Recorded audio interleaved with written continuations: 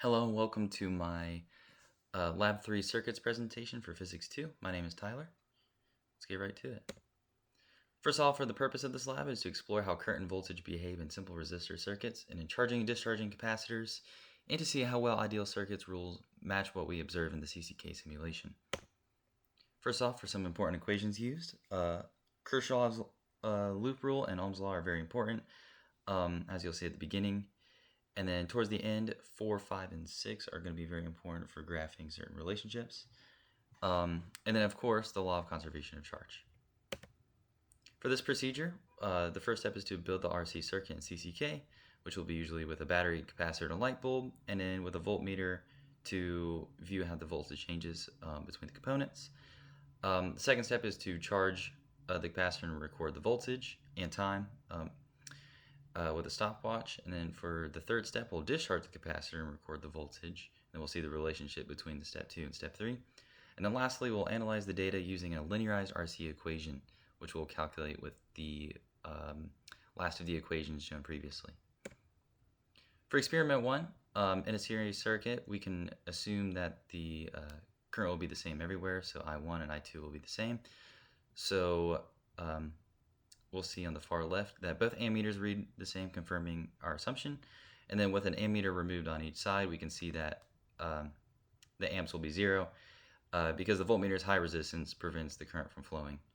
And this, by the way, was with 2 1.5 volt batteries, 2 resistors, and 2 ammeters. And then this will be the loop we'll be taking to read the voltage all the way around.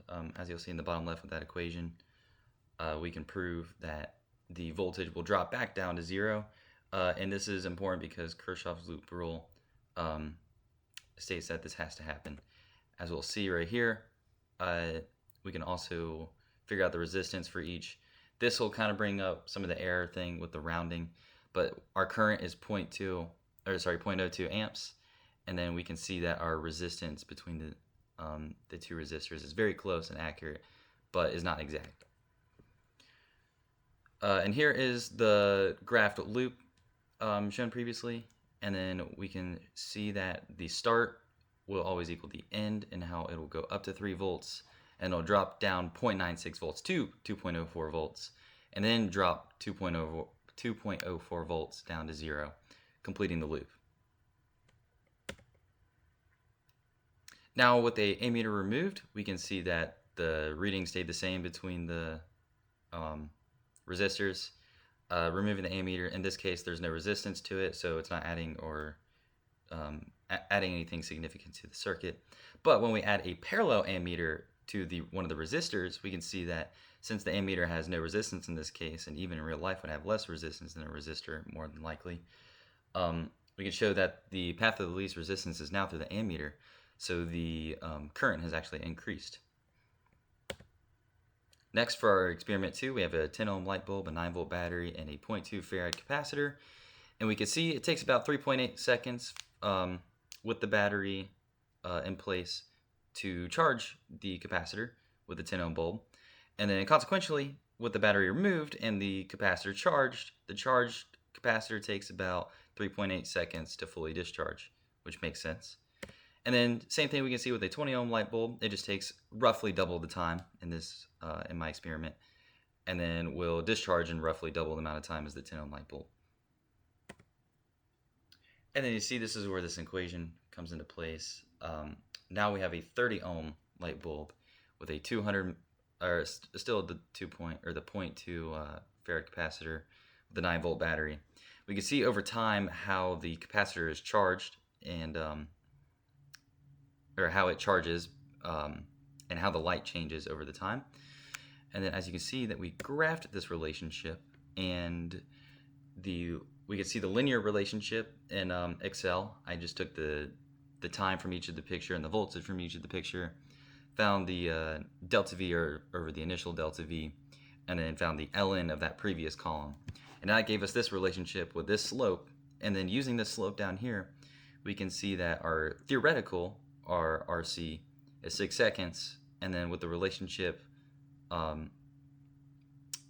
shown previously, we can see that my approximated RC is 6.35 seconds, which is very close.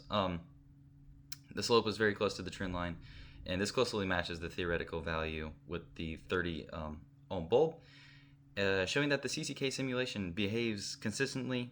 It's lacking a little bit, but it's very close, which is nice. Now for some of the assumptions made during this lab, we have ideal battery behavior, constant bulb resistance, a perfect capacitor, and accurate voltage readings. Basically, everything is perfect in this case, but that is never the case when, like, for example, with the some of the sources of error, we have just human timing, some of the rounding and the display precision, like the voltage for the ammeters was, the amps for the ammeters were rounded up, I'm pretty sure, and that's what was giving us different resistances for the theoreticals. And then, yeah, the batteries realistically have a internal resistance. So stuff like that will definitely change with a real life scenario. And that's getting into our what ifs. What if we used an actual ammeter? An ammeter would add a little bit of resistance, but it would not be as significant as the next part asking about what if we added, or what if we did this in real life with a real capacitor and a real battery. The ammeter would add a little bit of resistance, but a battery would add much more. And capacitors have an ESR and current limits, so that would also be added. So there's much more to be added in real life, and this would, since there would be no resistance in the circuit without, or the next question is asking about with no resistor, the ideal model predicts that the capacitor would reach full charge very quickly with no resistance, and this is theoretically impossible in real life.